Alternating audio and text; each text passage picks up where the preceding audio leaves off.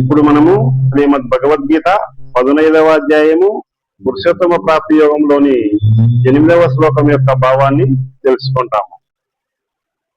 శరీరం యదవాప్నోతి యచ్చాప్యుత్క్రామతీశ్వరః గృహీత్వైతాని సంయాతి వాయుర్గంధాని వాశయాత్.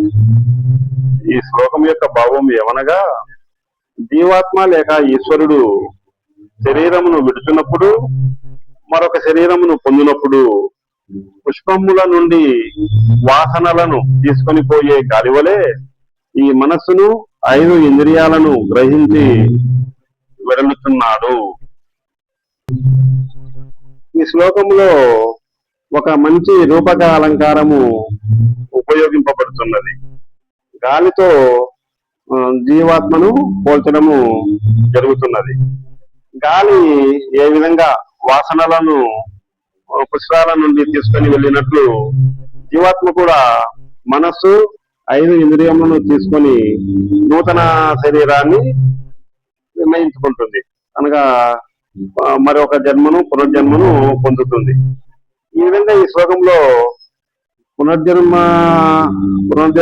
ఎలా జరుగుతుంది అనే దానికి సరి అయిన అర్థము కారణము కూడా చెప్పబడుతున్నది. అనగా మనము వస్త్రములను మార్చినట్లు ఈ జీవాత్మ శరీరములను మారుస్తారు. అందువలన మనము ఈ శరీరం మీద మోహము అభిమానము పెట్టుకోనకూడదు, దీనిని వదిలివేయవలసి ఉంటుంది. ఈ జీవుడు ఈశ్వర స్వరూపుడు, అతను ఒక రాజు వలె ప్రభు వలె ఉంటాడు. అందువలన అతడు దేహేంద్రియాలకు, శరీరానికి కానీ ఇంద్రియాలకు కానీ లేదా మనసు ఇంద్రియాలకు కానీ బానిస కాదు. దానికి యజమానిగా ఈశ్వరునిగా ఉండవలేను. మనము ఈ ప్రకృతిలోని అన్ని విషయ వస్తువులను ఉపయోగించుకునవచ్చును, దాని సౌకర్యములను ఆనందమును పొందవచ్చును. అయితే దానితో బంధము పెట్టుకొని చిక్కుకొని పోకూడదు. ఎప్పుడు మనము బంధములు లేక మనస్సును శుద్ధముగా ఉంచుకొనవలసి ఉంటుంది. ఈ గాలి సువాసనలతో పాటు కుళ్ళిన దుర్వాసనలను కూడా తీసుకొని పోవడం మనకు తెలుసు.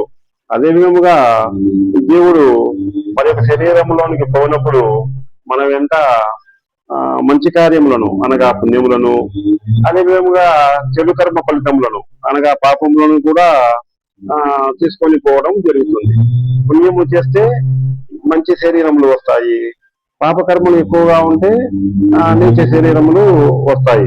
అయితే మనము మోక్షము లేదా విడుదల పొందవలనంటే పుణ్యముల మీద కానీ పాపముల మీద కానీ ఎటువంటి బంధము లేకుండా వాసనారహితమై నిస్సంకల్ప స్థితిని పొందితేనే మనకు మోక్షము అనగా ఆత్మ సాక్షాత్కార సిద్ధి వస్తుంది. అప్పుడు పునర్జన్మ అనేది మనకు లేకుండా పోతుంది. ఈ ఆత్మ ఈ విధంగా ఒక శరీరముని మనకు శరీరమునకు వెనువెంటనే కొత్త జన్మలు కొత్త శరీరములు తీసుకుంటూ ఉంటారు. కానీ మనము ఈ లోకంలో మన పెద్దల కొరకు పిండ క్రియలు సంవత్సరాల తరబడి చేస్తూ ఉంటాము. ఇది మన యొక్క మానసిక భావనే కానీ యథార్థంలో వాళ్ళు స్వీకరించడం అనేది ఉండదు. మన పెద్దలు కూడా జీవులే కాబట్టి వారి కర్మానుసారం వారు కూడా వెంటనే మరి ఒక జన్మలు తీసుకోవడం జరుగుతుంది. మనము కూడా అదే విధముగా మన మరణం తర్వాత మరి ఒక జన్మలు తీసుకోవడం ఇది ఒక నిరంతర ప్రక్రియ ప్రకృతిపరంగా జరిగిపోతుంటుంది. అయితే మనము మన పెద్దలతో కానీ లేదా మన పిల్లలు మనతో కానీ ఈ భావించుకునే బంధాలన్నీ కూడా అశాశ్వతములు, తాత్కాలికములు మాత్రమే. దీనిని మనము సరైన భావనతో అర్థము చేసుకునవలసి ఉంటుంది. ఈ మనస్సు ఇంద్రియములను కలిపి సూక్ష్మ శరీరము అంటారు. అదేవిధంగా మన అనుభవములు, ఆలోచనలు, భావములు, ఉద్వేగాలు కూడా సూక్ష్మ శరీరంలోని భాగాలు. ఈ శ్లోకం యొక్క భావమును మనము సరిగా పోల్చవాలనంటే ప్రభుత్వ అధికారులకు లేదా ఉద్యోగులకు వారి ఉద్యోగ జీవితంలో బదిలీలు లేదా ట్రాన్స్ఫర్లు అనేవి వస్తూ ఉంటాయి. ఈ బదిలీలు లేదా ట్రాన్స్ఫర్లు వచ్చినప్పుడు కొత్త ఊరిలో కొత్త ఆఫీసులో చేరతారు. అక్కడ అన్ని పరిస్థితులు మారుతాయి.